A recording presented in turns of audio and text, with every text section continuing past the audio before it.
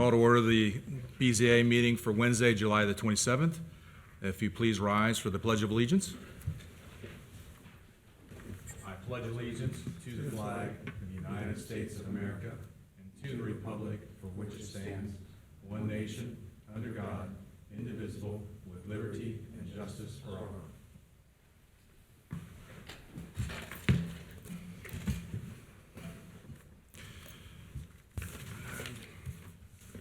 Just got a few in the audience tonight, so we're going to have a brief explanation of what's going to go on tonight. We will present the case.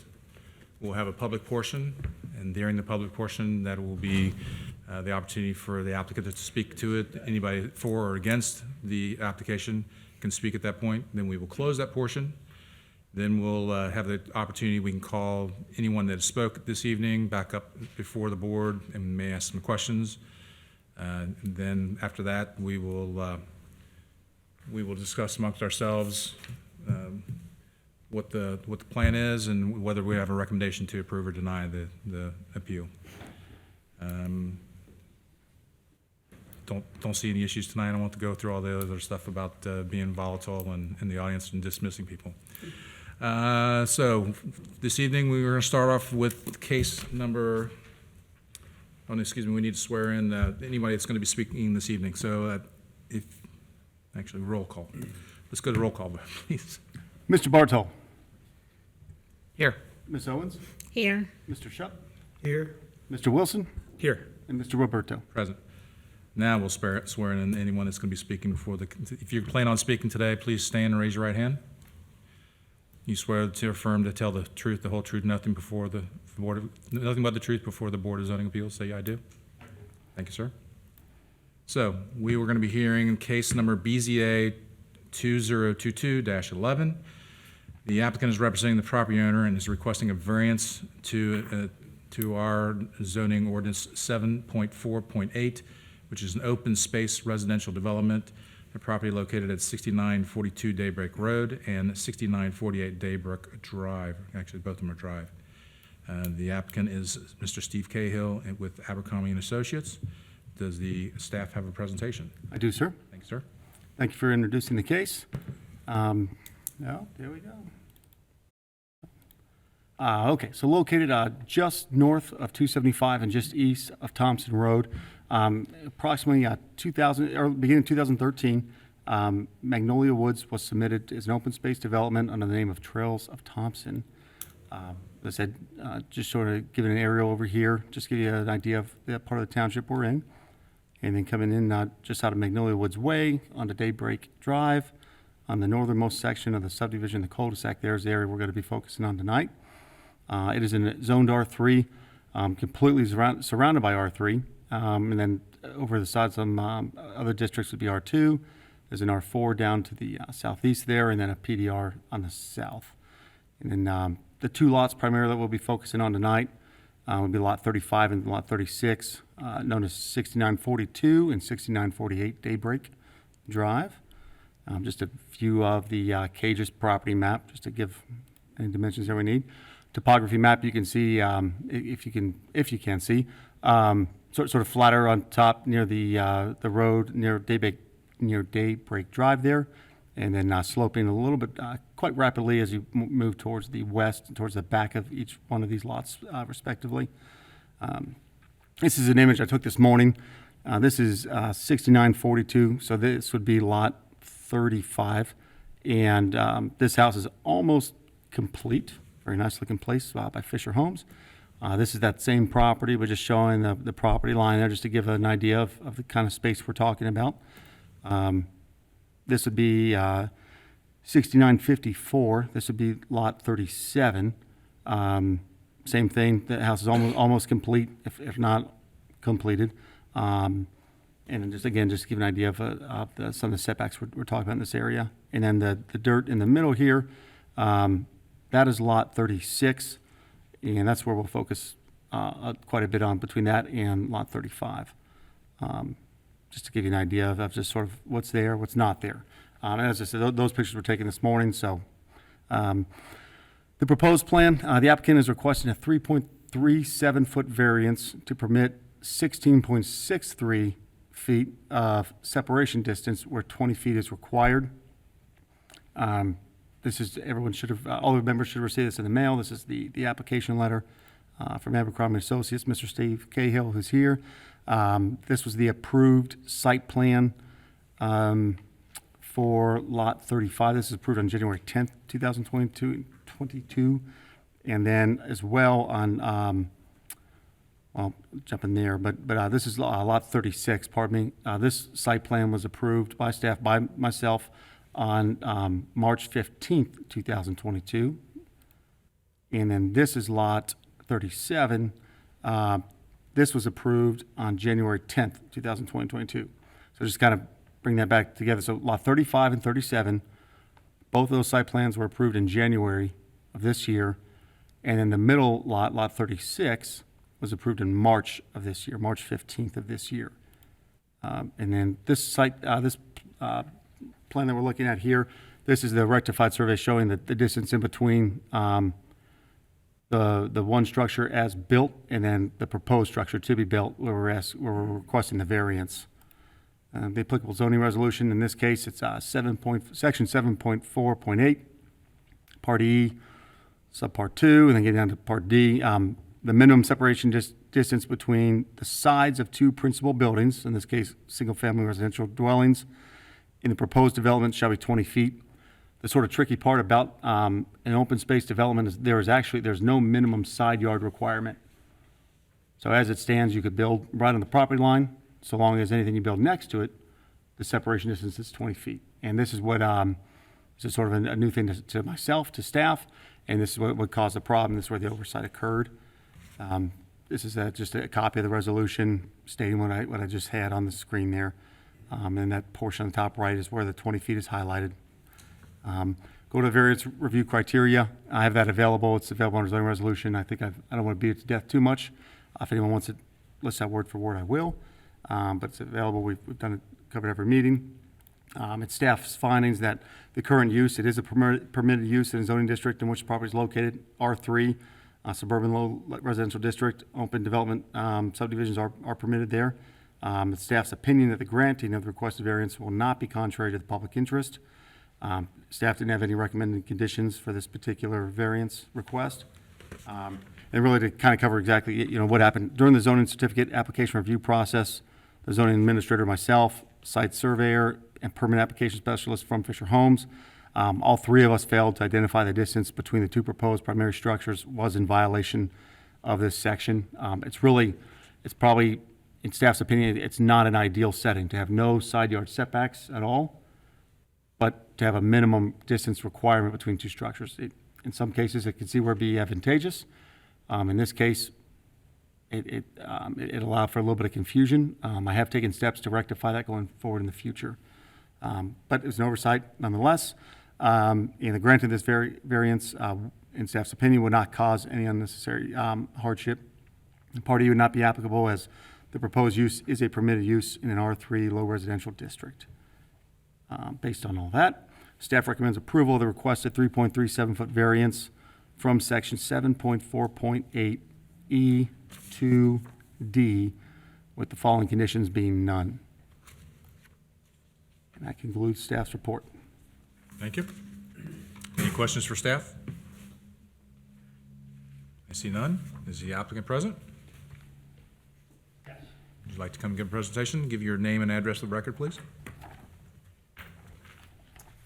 My name is Steve Cahill. I'm with Abercrombie and Associates. I reside in Northern Kentucky, but our business is at 8111 Cheviot. That's at the corner of Cheviot and Galbraith there, so Okay. not far from here. Thank you, sir. So I want to thank everybody for their attendance tonight. Got a full house, and that's nice. I want to thank Mr. Alec for all of his hard work, helping us come with a possible resolution for the problem that arose. So I think he's presented the case well. I'm here for any questions for you guys if you have, or ladies, if you have them. So Thank you. That it you have for your presentation? that's it. Thanks, sir.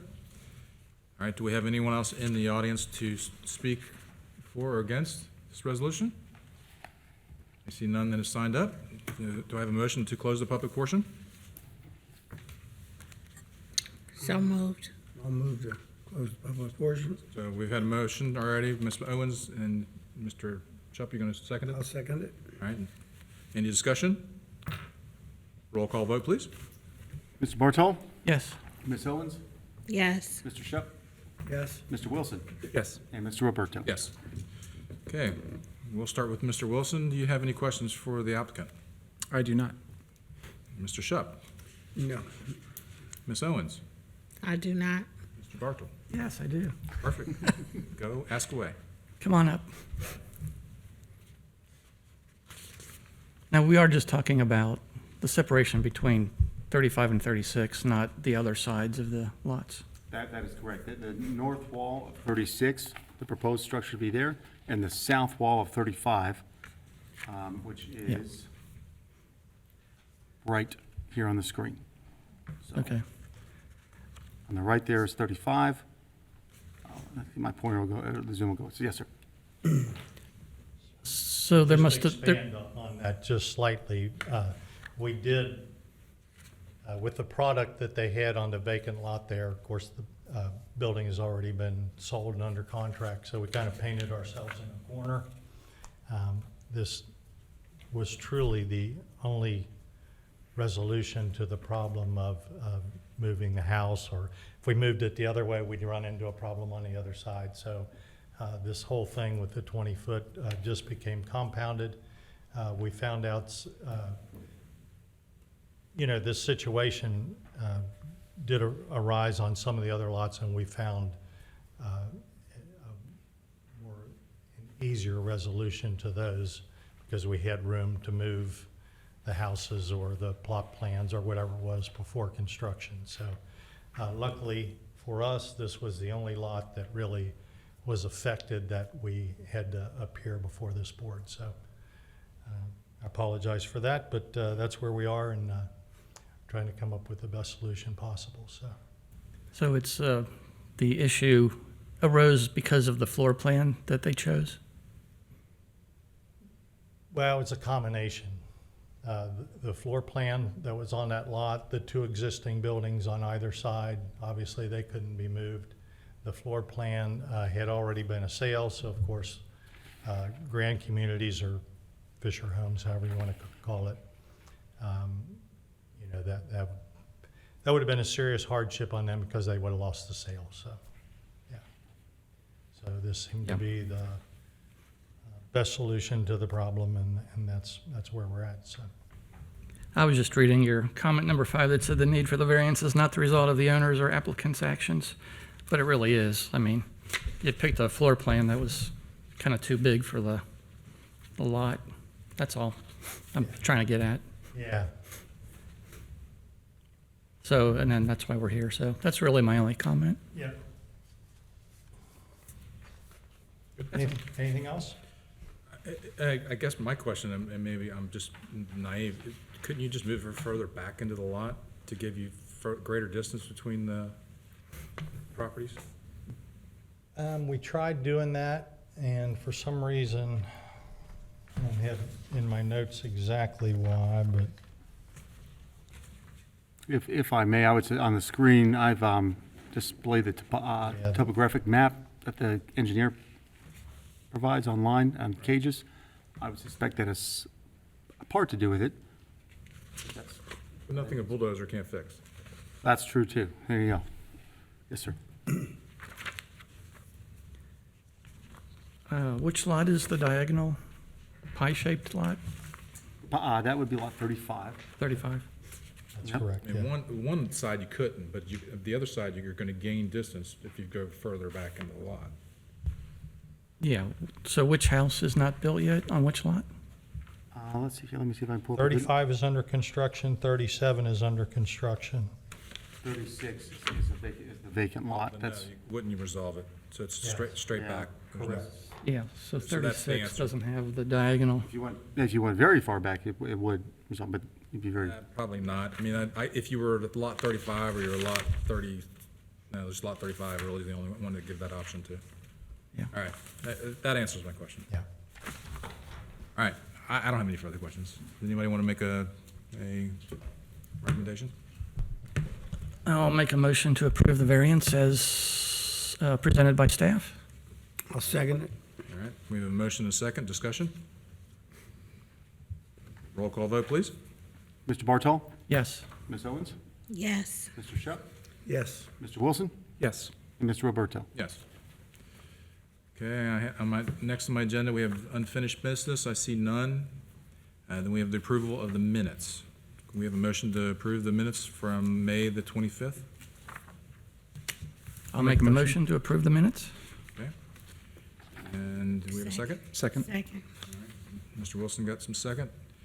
Let him get one vote in. Roll call vote. Mr. Bartol? Yes. Ms. Owens? Yes. Mr. Shep? Yes. Mr. Wilson? Yes.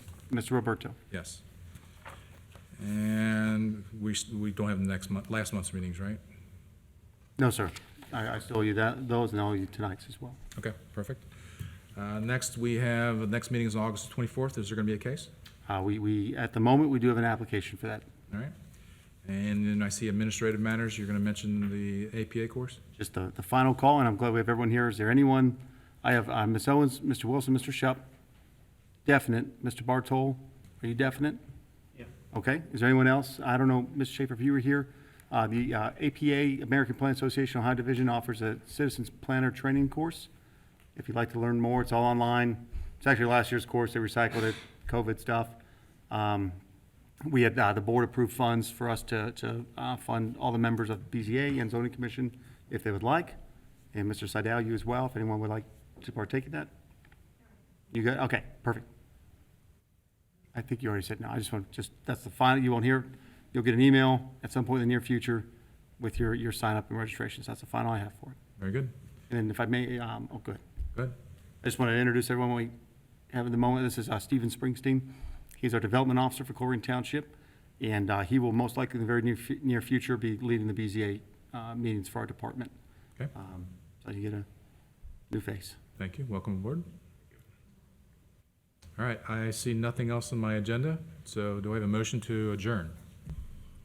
I'll make a motion to adjourn. A motion. Do we want a second? I'll second. Right. Any discussion? Roll call vote. Mr. Bartol? Yes. Ms. Owens? Yes. Mr. Shep? Yes. Mr. Wilson? Yes. And Mr. Roberto? Yes. Meeting adjourned.